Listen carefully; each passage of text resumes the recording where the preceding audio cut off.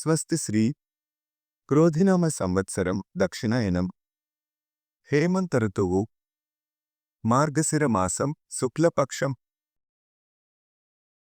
శుభ సమయం ఉదయం 3:15 నుండి ఉదయం 4:43 వరకు.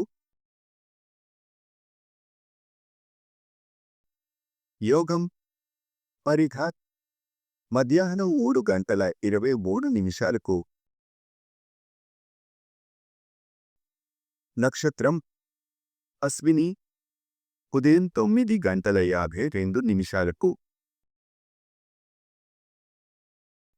తిథి ఏకాదశి ఉదయం 1:09 ద్వాదశి రాత్రి 10:26